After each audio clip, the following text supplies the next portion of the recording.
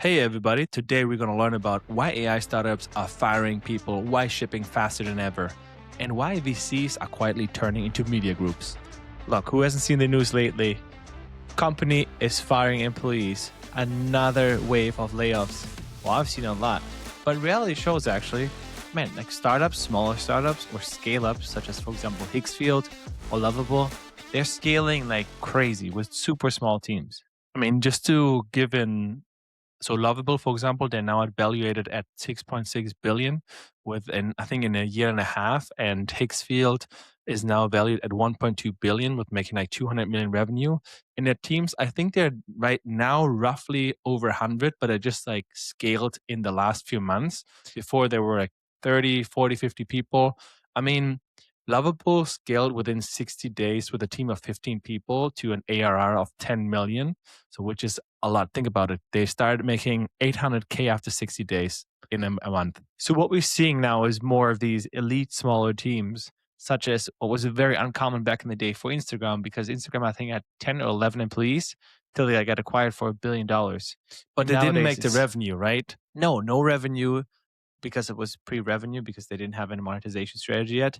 But these companies are doing the same. It's becoming more and more common to see these kind of things. They have these elite teams that can scale a company incredibly fast.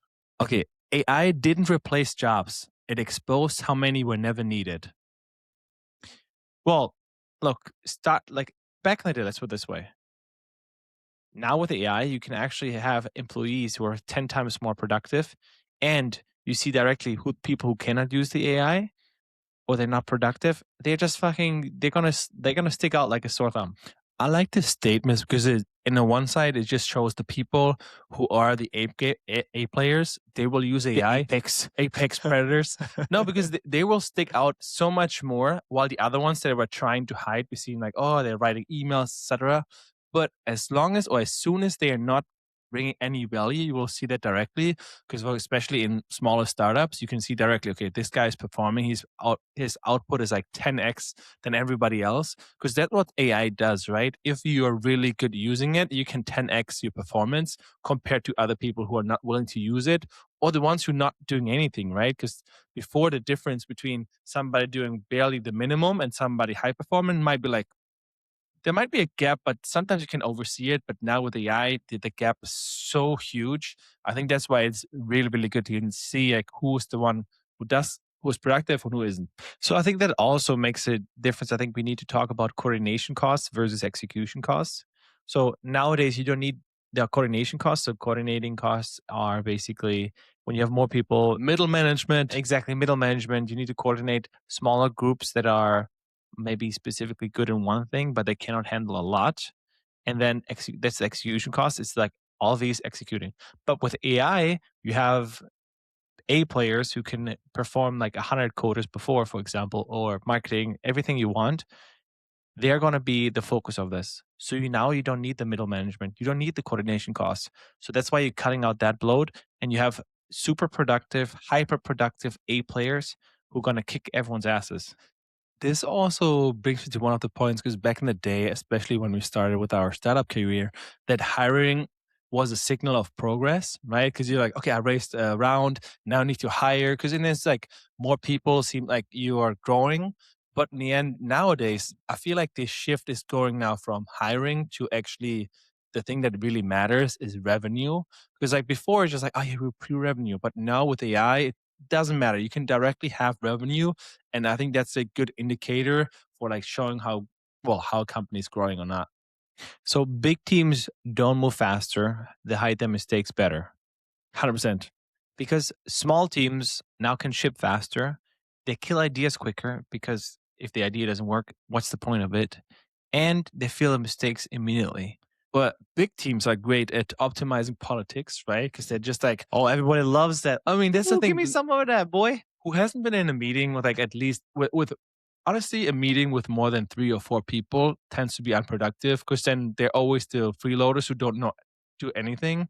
So for me, when you're in bigger meetings, it just it feels you're doing busy work, but busy work doesn't mean you're actually pushing or creating value, right? Because I think that's why Yeah, that's why it's really important to have like if we have meetings, you have like that's why I like the Amazon concept that you have a pre-written agenda and everybody has to write and read it. So, for example, the same with the concept that Jeff Bezos introduced to Amazon, where basically an idea will always pass. You can only negate this idea if you write a post why you shouldn't do this, right? So this is I think that was one of the great ways how to make or keep bigger companies still innovative. Exactly. Man, that was We a got tongue there. breaker. Because in the end, it's like it's easy to say, oh no, it stays like this. But if you write a blog post or something like this, it it forces you to really go in depth why it wouldn't work. So end of the day, nowadays it's fair to say that in the AI era, speed comes from clarity, not from consensus, because you need a consensus of all group members agreeing with something. It's just like, hey, this is the clarity. This is what we're gonna go. This is the goal. You need doers, not managers. I have another point. For example, layoffs used to mean the company was dying. Nowadays, it often means the company finally understands itself. So the point is, back in the day, especially when we were teenagers, we always see like in the news, like in the financial crisis, oh man, 3,000 people layoffs, etc. And back then, it was like, okay, wow, the company's not doing well, like they're not selling well the product, etc. But nowadays, especially with AI, you just like, well, you used to call it cutting the fat off, but like it's like, but in the end, it is nowadays you can cut off the people who are not productive because you don't need it. Same what Elon Musk did with Twitter, right? He fired half of the staff or more. So basically, it's because you have redundancies or something that AI is now solving for. That was a problem before. With AI, you don't have this problem anymore. And you hired for scale that actually never came. It's painful, but it doesn't mean you're wrong, right? That's the point of it. All right, Mark. We listen to a lot of, well, at least 20 VCs. So for those who don't know, 20 VCs is a British guy who dreamed already as a teenager to become a VC. And then he started because he didn't have any money. He started a VC, a podcast actually.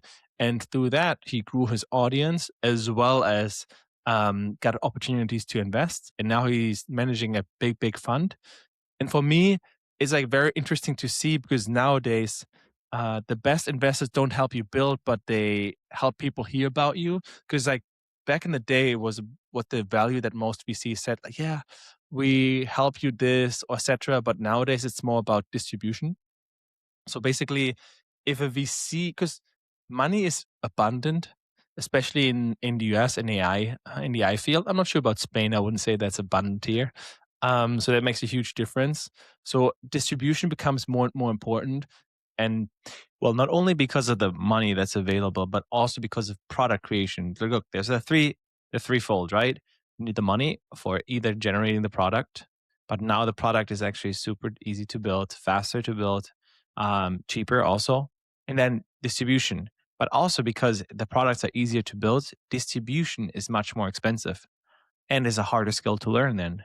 So you need to be actually among all the people that are in the market, you need to shine through and let people, well, be aware of your product. Also, for me, because back in the day, the VC typical pitch deck says, like, we help you with hiring, we help you with strategy, we help you with follow up rounds. But then the founders really realize it's like execution beats always any advice. And of course, visibility beats mentorship, meaning that basically when you, especially nowadays, as Mark mentioned, you can build products so fast, it becomes so important that you get more exposure. This is one thing. And at the same time, I just want to come back to the point before why VCs nowadays become more like a media companies because they're also competing between themselves, right? Among themselves. Because at the end, it's like as a successful startup, you have the option to basically raise from any investor. Now, you first of all, and the startup will not know about you if you're not like A16Z, so like Andreessen Horowitz, or well, Y Combinator, like the big ones. Because then, how do you like the same as 21 VC, VC 20, no, what? 21? 21 VC, exactly. Like with his podcast, he made it so easy to like, I like listening to it. I was like, oh man, like you can get to know him much better. So that's also one of the things what the podcast really is good at. You know, like it's not about being known by a lot of people, but being well known. So there's a huge difference. And I think that's a bonus point why more and more VCs have actually a podcast. Well, there's also another point that can be made that angel investors with clouds are outperforming VCs. So, for example, if you look at Prime, the energy drink, sorry, the hydration drink, and now also protein drink by Logan Paul, as well as KSI. I think they now got a third creator in there as well. They have been outperformed. For the protein one, yeah. Exactly, for the protein one. Because they're creating hype, they're creating distribution, they know exactly what to do. Since we already mentioned earlier, look, it's not about creating the product anymore, it's about owning distribution and being good at this. So now it's becoming the era of the creators in the sense of also literally, because the creators are the key to distributing your product. So it's always coming back to the audience co-founder. This will be a bigger and bigger role coming up now for those people who are in a niche and already have an audience. These are going to have much more pull. And if they play the cards right, they can profit from this tremendously. The only thing I'm seeing there is, of course, that this will never, I guess, replace the normal VC situation, because you still need VCs. Like VCs, not every, for example, every celebrity or a creator has the money to also like raise money or is in a position to have a huge impact on one startup. So, for example, if you sometimes you have to partner up with multiple creators to distribute your product. It's just a cheat code. I think if you get one of the big creators, you can get to that. And also, there's differences in the creators, right? For example, the Paul brothers, they're insane because have a really, really good, more active role in it in their products that they're creating. But there's other ones that are not doing it that much, right? They're just like, hey, okay, I'll just give you a post, not just constantly posting, going to crazy live events. That's an incentive, right? This is a incentive structure that is really important there, because in the end, you don't want to pay them. You want to give them equity. And then once you have equity and then you have them long-term invested, they will promote it automatically. 100% agree. What's your key takeaway, Lucas? I mean, for me, the key takeaway are on the one side that if you're a VC, it gets harder. So you need to compete with other VCs, because that's why we see more and more podcasts in that category. So I think that's really, really important. That's a key takeaway for me in general, also for startups, that you don't need to think of, you need to hire more people, but you can just like be really, really selective, because if you hire an A player, he will be like 10x more productive than a B or C player. I would argue 100x, not gonna lie to you. Okay, yeah. I mean, 10x is already a lot. But look, in coding, look, this is the thing. In coding, guys, one good senior developer who uses AI is 100x more productive than a junior guy, because he knows exactly what he needs to ask the AI. Yeah. He exactly knows, he can check what needs to be done. It's just, and he will get the job done. Not, you don't have to redo it 3 or 4 times. For me now, it becomes more and more important as well that the intersection between, for example, let's say marketing and developer, so within a team, because you have now small teams, right? These small teams can build billion-dollar companies. The thing is, what's not before, you have always the middle management. So you have a marketing department as well as a development department. Now, before they're just like email, but nowadays, if you're a small team, you're literally sitting next to each other. So it's more important that literally programmer A can hang out and talk easily with the marketing guy, meaning that the energy, so like the teamwork is good, because in the end, it's like nowadays you can like, for me, it's really, really important that like the team structure, like in a professional team, they need to be able to work together. You know what I'm hearing? I'm hearing it's the era of the generalist. Oh yeah. The generalists like ourselves are now going to take over the world, because with AI, you can do anything you want. All right, ladies and gentlemen, I think that's it. If you like it, press a like, share with, and subscribe, and see you next one. Bye.